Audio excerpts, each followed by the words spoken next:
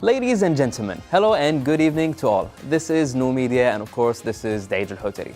And before I begin, I really would like to take a few moments and grab my phone and download this game real quick, so please excuse me guys. I mean, we got 5G, so I can actually download any kind of game in just one click of a button, so just give me one minute, less. I mean, we can actually download everything, we can do anything. So let's see what a 5G is, all right? Click, that's it. So 5G, guys, refers to the 5th generation of mobile network. After the 1G, 2G, 3G, 4G network, it is a new global wireless standard. 5G enables a new type of network capable of connecting virtual everyone and everything, including machines, objects, and devices. Now, the limitless possibilities and the download speed, the joy and the feeling of being limitless is there with the 5G. 5G is the latest generation of mobile networks, and it's a huge step up from what we have available to us today. The jump from 3G to 4G networks was pretty huge. 4G to 5G is many times greater and is almost difficult to comprehend. 5G is an entirely new kind of network designed to connect virtually everyone and everything together, be it smart devices, vehicles, even industrial machinery. 5G will coexist with existing 4G networks until coverage is expanded significantly, but it will eventually evolve into a standalone network that operates independently. The appeal of 5G mostly boils down to speed and insanely fast response times, referred to as latency. 5G wireless technology is intended to provide more users with higher multi-Gbps peak data, which means ultra-low latency, increased reliability, massive network capacity, increased availability, and a more uniform user experience, higher performance and efficiency, and enables new user experiences and link new industries. So that gives us the possibility to also remotely control everything and do many things, like even doing a surgical operation remotely. A bit extreme, right, to think of this, but it's quite possible and it has been done already. Now, the pandemic showed us the strength of 5G and a good internet connection. It gives us, the possibility to conduct meetings, do virtual tours, chit-chats, video meetings, study, and so many cool things to do on the internet, right? So now, what do we have for this episode? We have got, of course, a content creator to meet. We have a video game segment, a media story, and of course, we got Fatima. So stay tuned.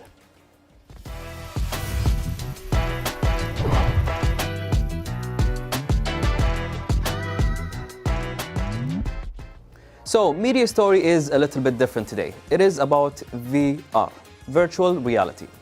It is a simulated experience that uses pause tracking and 3D near-eye displays to immerse the user in a virtual world.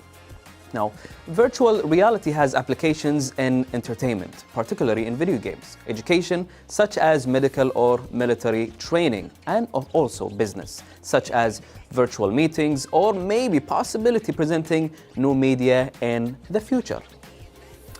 A person who uses virtual reality equipment can look around the virtual world, move around in it, and interact with virtual features or items, even fight. Yes, so virtual reality typically incorporates auditory and video feedback, but haptic technology, that is the vibration, may also allow of other types of sensory and force feedback, like touching maybe, or sensing things like faces. It could be anything. So we have to wait the future. VR started with the Air Force actually as part of their flight training program, and it's flight sim. Now obviously that's much easier and cheaper to have new pilots practicing stuff like fighting maneuvers and shooting things and ejecting and crashing, all without shooting and ejecting and crashing actual million-dollar planes. So that's where VR makes perfect sense. Now in 2015, companies are making these personal VR experiences that you can just buy and use for your own entertainment. All you have to do is just put it on your face. So they do this by taking over your sight. So just like we use headphones to completely take over our sense of sound, this headset totally takes over your vision. Inside this one, Google Cardboard is a pair of lenses. Now, simulating-based virtual reality is one method for realizing virtual reality. People can join the virtual environment in the form of real video as well as an avatar in an image-based virtual reality. Remember Project Metaverse for Mark Zuckerberg? A conventional avatar or a real video can be used to participate in the 3D virtual environment, where all around you in 3D. Modeling the real environment is critical in the world-based virtual reality. So the applications or programs such as robot navigation, construction, modeling, and airplane simulation, even anatomy, everything is there.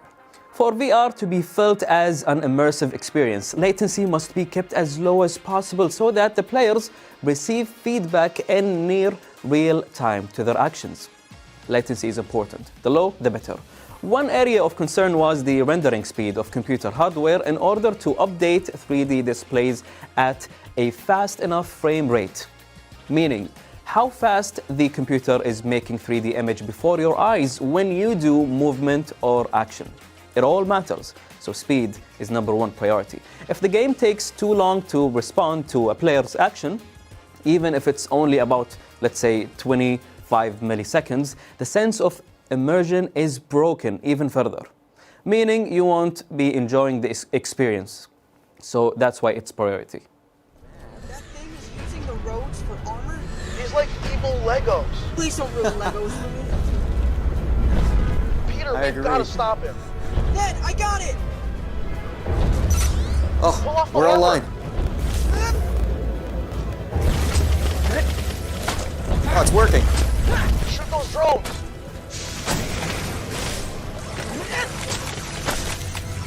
Shoot those drones. They're repairing him. Wait, they are? Oh. Yeah, that's not gonna happen.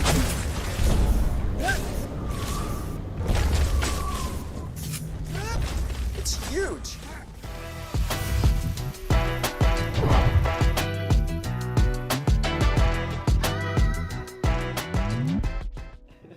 Hello, welcome to a new upload segment. Today we're sitting with the one and only Duaij. Hey, come on. Man, this is my role. Welcome to the show, Duaij. Well, you are welcome. Thank you so much. Thank you so much also for being here. Ladies and thank gents, you. again, this is he introduced the segment already.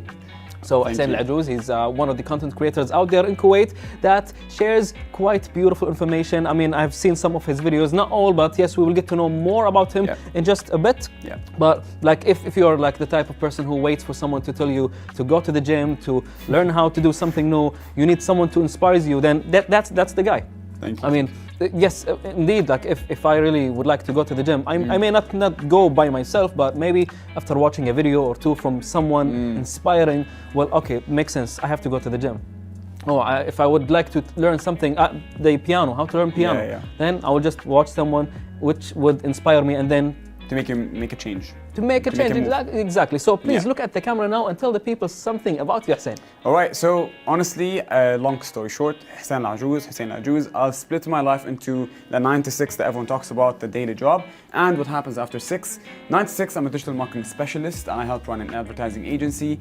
What's more exciting is what happens after 6. That's when I sit and do my research about how can I improve my podcast. I am the host and the founder of Inspire, which is a podcast that basically focuses on how do we empower and inspire the youth so that they can become a better version of themselves. Now, whether you want to go to the gym or you want to eat better or I don't know, you want to be the most successful person that has ever existed, I guess this is for you. But it doesn't harm to also be at peace with yourself. That's on its own is all success, and that's the aim of Inspire.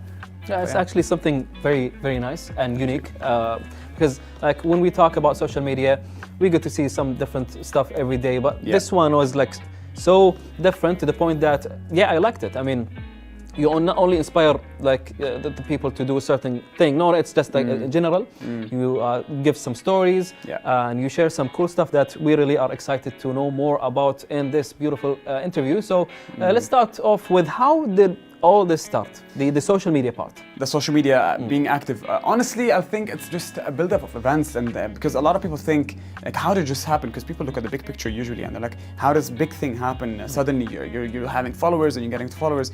I really think if you could actually do some backwards engineering, you'd realize that I was sitting in my room at university and I got this opportunity to kind of like speak up on stage, and I took that chance, and then I spoke another time, and a third time, and a fourth time, and a fifth time. That inspired the kind of like the interest then, and kind of like starting a public speaking workshop. And I started a public speaking workshop, and I started coaching more than 300 people around Kuwait. And from there, I started getting a lot of feedback. Oh, so that was before you starting the thing? Absolutely not, because people need, the thing is, this is what people need to understand in anything that they do, is that I never woke up one day and I was like, oh, let me start a podcast. I didn't even know what podcasts were. And honestly, what happened is that it's backwards engineering, that the fact that I started from one point, again, from that room, where I was like, let me take a chance and speak in front of people. That speech made me speak another time, and another. Came back to Kuwait. I was like, I want to make change in people, because I made change in myself back at university. So I launched a public speaking workshop. I started getting people from all over the world, a very diverse group of people, to learn how to speak in front of others. From there, COVID hit, and COVID did me a favor, because COVID forced me to be creative. How can I move things digitally? And that's when I started the podcast. And from there, I started seeing feedback. I was like, I need to communicate to people. And how do I communicate to people? The medium was Instagram, the TikToks, the Snapchat, and so on. And I tried my best to kind of like be committed to that, because that's how you get the message to people. And that's what I do today. So yeah. Wow, that's wonderful. We wish you all the best in this field. Thank you. Now, since you just mentioned that you're on different platforms like TikTok, Instagram, all these Instagram things. is king, to be honest, for me mainly. And what I'll just try to say, maybe I'm just I'm not a Gen Z, so I haven't cracked the TikTok code. I'll be honest. If anyone knows, just send me a message and just tell me how do you crack it. I have cracked the Instagram code, okay? But the TikTok, I'm working hard on it. It's a fast-paced growth platform. People love it. I mean, yes, I already mentioned in some previous episodes that I'm still new to it, but it's there. I mean, people, if they would like to be successful in this social media field, you have to keep up with what's new, that's trendy. You have to move. But you have to keep moving. But what's the keyword? What's that secret keyword that people don't acknowledge sometimes? It's honestly discipline. I think a lot of people think that, oh, I posted a video, I didn't get the likes, I didn't get the followers, and then therefore my content is not great. Stop. No, but that's a problem, because you're not being disciplined. And I think if you were to wake up every morning and tell yourself, one more video. You know what? There's nothing to lose. Just another video, and just another video. Suddenly, the one like becomes 100. But don't be so stuck up with the results, especially if you're into social media. Because if you judge it by how many shares you have or saves you have, you're honestly going to stop literally after the first roadblock. So you have to be disciplined with this, and to literally fight your own dopamine rushes, and the ego. It's a long journey. It is a long journey. People have to take it step by step. Absolutely. I mean, no one become popular and a public figure just by. I mean, it could possibly happen in social media. One video goes trending, but then if you don't have anything else left to upload, then you're dead. Yes. In the social media. Yes. So nobody will know you anymore. So basically, it's about consistency. It's about how disciplined you are. 100%. 100%. Yes, 100%. Exactly. Okay, so Hussain, now we know that you inspire people. Yeah, I try my best. Yes, but who inspired you in the first place? So people that listen to me actively will know I have the very good answer. My biggest inspiration in this whole world is honestly my own dad. It's really kind of like my own family and its own. My dad and my brother. But my dad is obviously the source of things. This guy, he's a student of life. He dropped out of school since he was 16, and then he came back to Kuwait, ran away from war. He worked for 25 years to build up his portfolio of clients and connections and so on. And only then he started his own company, which now we help manage. And so him as a person, he has so many stories that he shared with me. And he shares a lot of stories with me every single day. Every single day he sits with me and he shares this inspiration. So I think it's just by default that I was, I woke up one day, I was like, you know what, I have this energy and I feel like I want to throw a lot to people. So kind of like he's I'd say the source of all inspiration in my life, honestly speaking. So that's where you get the motivation from. 100%. Up until I stopped, because at first I was. This is the danger, by the way, about social media, and this is for everyone. If you were to judge your life, if you were to drive your life waiting for that motivator factor, I promise you're gonna throw your first video, second, third, fourth, and maybe fifth. Then suddenly you're gonna get back to sleep and you're gonna watch your Netflix shows, because you're depending on someone else. And you're depending on what? On motivation. You're depending on that boost of dopamine. So my dad's sitting with me saying, you know what, you can do this, because obviously he's gonna tell me this. You need to do this. I did this when I was younger, blah blah. So I get that boost. I'd record a video, I get back, that boost goes down, I'm demotivated suddenly. So this is why I always tell myself, and I have a note stuck on my wall that says, do it when you least feel like it, and don't do it don't do it based on motivation, because motivation can be very, very toxic and can be a double-edged sword, as they say. So take it lightly, you know, as they say. Yeah. Right. Cool. All right. So Hussain, there's this video I've seen. On your Instagram, where what can a 7-year-old yeah, that's actually can you tell us this story? So it's my niece actually. So her name is Leah. Her sister Lydia is going to be very jealous to see this now. Anyway, so what happened is that Leah had a cat, okay, and the cat called Simba. One day we had to give Simba away, and she didn't have Simba anymore, and so she was very sad, Leah. And I was surprisingly shocked. I was like, "Why this sad, Leah?" Leah tells me, she's like, "I want my Simba," right? And then I was like, "Yeah, Leah, of course, we could just go to any pet shop, and there's so many cats that look like Simba." And she's like, Hussain, but you know what? My Simba likes to sleep. My Simba doesn't like to run away. She was like, I went to the pet shop, and I'm sure I can find so many cats that look like my cat, but not all of them like to sleep at this hour. Not all of them hug me at this time. So the moral of the story from the video is like, don't take your friends for granted. Don't think that one friend is going to come into your life and leave and you're going to find someone else. No, sometimes people enter your life to impact you, you know, and to stay. Of course, there's a different story every time. 100%. And I think the moral is that appreciate all of your friends and kind of like appreciate people that you meet, like just like yourself or the crew. Is like, believe that every single person you met for a reason, and they have a story to share. And all you have to literally ask is, hey, tell me your story, or how are you really, you know? Wow. So yeah. Just wow. No, thanks, man. Appreciate it. It's just a simple story. So Leah will be happy. Her sister Lydia will be jealous. Shout out to both of them. Yeah. All right. So let's talk about the positive and negative comments that you get. Oh. So how would you react to that? Yeah. Would that put you down? Keep you going? Like, tell me your feeling about it. So when you start anything, okay, one of the barriers to starting anything on social media will always be that the first thing that comes to your mind is, oh, what will people say if I stutter, if I fall off stage, if the light falls on my face? There's so many negativity that we think of, and we actually forget about the positivity that's all out there on social media. I'm telling you from now, if you're about to start anything on social media, the amount of support you're going to see is crazy. But at the same time, you're going to wake up one day and you're going to see a weird message that will piss you off. So the message that I get so often is, Hussain, have you forgotten your origins? Please stop speaking English. Yeah, but yes, I forgot to mention that most of the content creators that we get, they speak in Arabic because it's local. But however, I realized that you actually speak in English, so it's an international thing. Yes. I don't, the thing is, this is the thing. When I first came to Kuwait, it was 100% English. And honestly, I was criticized a lot. And criticized by comments and by feedback, by the way. I just simply didn't get the likes or the shares. I just simply didn't. Because Arabs resonate with Arabic, right?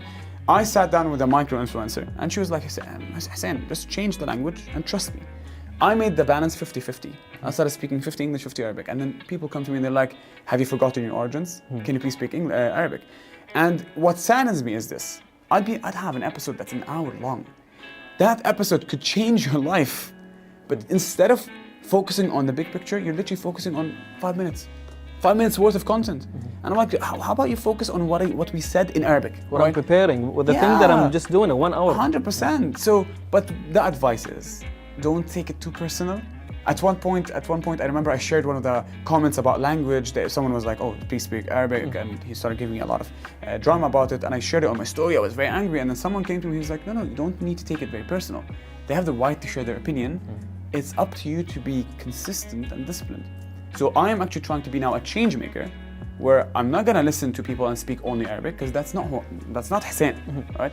But Hussain is the person that divides it into two, and then be it. I divide it into two. I'll say one English word and then Arabic word, and that's my style. That's what makes you different. That's the style. So find your style, find your niche or niche, whatever you say, and people appreciate it. You will find unfollowers, but then be it, because you're gonna get 10 in return. Following, yes, exactly. So this is how it is. I mean, if you'd like to do something, you would do the thing that you like. Yes. You don't have to listen to the surrounding. Yes, 100%. Just take the first step. All right, so now let's talk about your goals in this field, in the social media field. I know there could be so many goals, but there's one thing that you have in mind you would like to reach, an achievement, let's say. So I tried my best. My goal over the days and months has changed. My goal about a few months ago, I remember I was sitting with my friend, I was like, His name is Maher. I was like, Maher, you know what? I want to reach. I still only have 4.5k followers, and I was like, I want to reach 5k, 6k, and I realized that my goals were judged on numbers on Instagram. I changed it. Honestly, I don't care anymore. Part of me still cares. I'm not gonna deny that. But the bigger part is like, you know what? No, let's not focus on followers. How about I focus on the content? Actual impact? All right. How can I put a piece of content that will actually influence you as a person to make change? All right. It doesn't need 100 shares. I don't get the 100 shares. I don't get them. On my insights, I just looked on the way. I was like, I found like there's 39 shares on my latest video. I was like very happy. And 39 shares to others is negligible, insignificant, right? To me, I'm like, oh my God, like 39 people shared my content that could have been impacted. Exactly. That's huge. So my goal is honestly to increase my impact to people. If that's gonna happen through increasing followers, then be it, but that's not my main goal. My main goal is be as influential as possible. And this is where people have to differentiate between being an influencer or an influential person. And I think being an influential person is definitely my goal. How can I do things or say things that will actually make someone actually change? But now, like the numbers that you have, let's say 4K, or let's say the 39 who decided to share. This makes you an influencer after all. Even if one follow you, you are an influencer. How would you react to that? Since like we are at the end of this, interview, I really would like to know your opinion about that, and then just a brief or a little advice from you to those who would like to start in this field. To the camera. So, but about the shares, so you mean it's like, what would I tell these people that are sharing? Yes, like how would you feel being like an influencer? I mean, everything that you say matters to them. Everything matters. You don't know who's following you. Kids, adults. You have to be quite precise from the things that you say, and you have to be cautious maybe. So, what's your take? I think I would actually want to thank every single person that shares it, because people that are sharing the content are automatically telling me that, hey Hussain, this is a good piece of content. So I think they give me feedback that record more of such topics.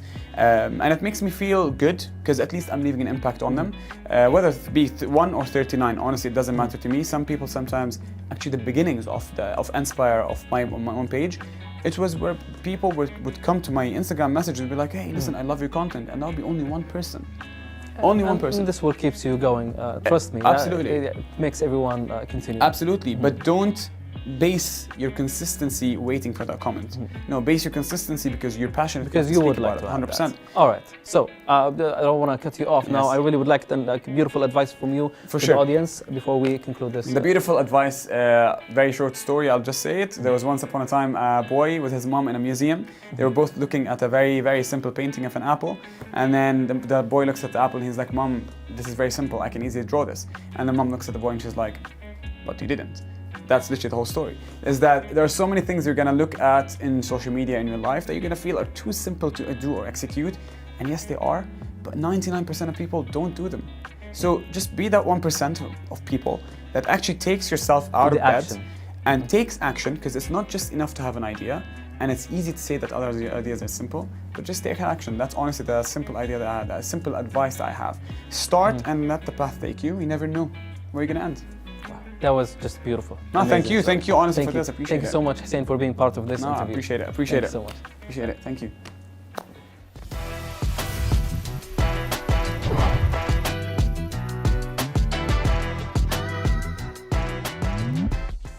So now, dear viewers, my lovely segment, the video game segment. I love this one, right? All right, so nowadays, playing with a controller and watching the TV become less interesting with the high increase of games that use VR in their system. VR, virtual reality. So the VR game refers to a new generation of computer games that use virtual reality, VR technology, to provide players with a truly immersive first-person view of game action.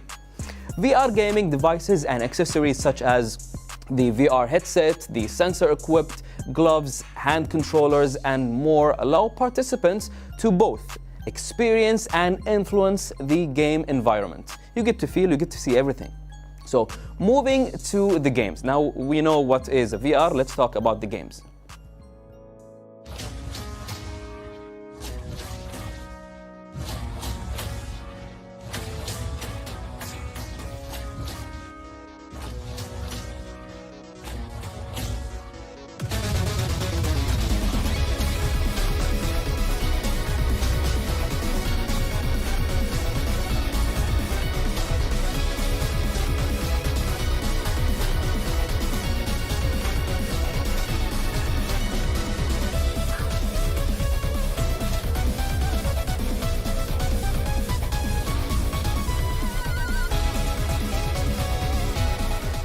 Starting with Beat Saber, it is the best described as a dance revolution meets Star Wars, Guitar Hero meets Tron. Players in this rhythm game slash around with glowing sabers to beat of the musical track. It's amazing. It requires players to keep up with the music while navigating colors with blocks and avoiding obstacles. You have to move, you have to hit the boxes with the sabers. It's so cool. Because it looks like, so much fun to play, this game was one of the first to gain the mainstream attention, and it's still one of the best VR games today, and I tried it. It's so much fun. Lost Recipes is wonderful actually, relaxing cooking simulating game. Great pick whether you have been playing games for as long as you can remember or are a complete newbie. It's easy. It's so much fun. Each level tasks you with creating a historical accurate dish using a variety of cooking methods and ingredients in order to please a ghost NPC who is guiding you through the process. It is weird, yet excellent blend of Assassin's Creed and Cooking Mama in VR. Well, that is it for today, and we will continue later with another list of VR games. We hope you enjoyed it.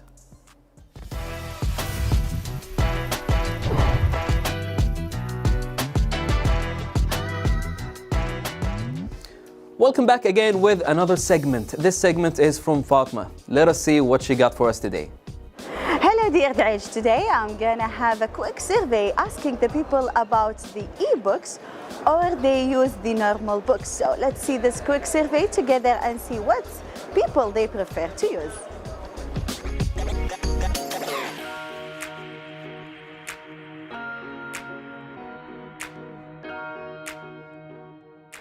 Well, we cannot say that the social media blocked the paper books. However, it did affect the whole scenario actually, because now everybody, not just the youth, not just the kids, are attracted to the social media. Everybody is attracted to the social media. So for sure, it is a matter of time. People are spending their time on the social media and having that feeling or that belief that the social media is giving them enough information, enough knowledge, which is a fallacy actually.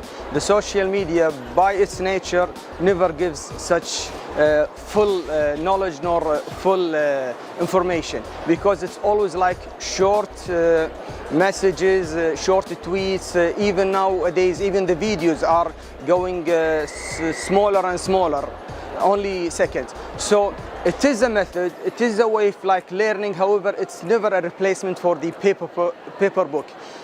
For the children, I think they can use both of the books. They can use the paper books and also the electronic books. There is like a special iPad for the kids. It will make them like feel funny with the books. There is much color on it. I think it depends on the family as well. If the father and the mother, they do read for the children, so they will go on in the same way. We hope that they will continue read the reading things, because it's not about electronic books or the paper books, it's about the reading itself.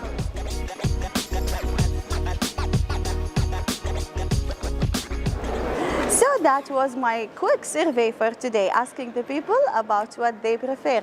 Is the e-book or the normal book to be used? So I wish you like this report. See you in other reports. Thank you so much for this report and coverage, Fatima. Now, every day we learn something and something new, and we appreciate social media's beauty through your experience and your opinions, and it matters a lot for us. So we hope that you, dear viewers, enjoyed this segment.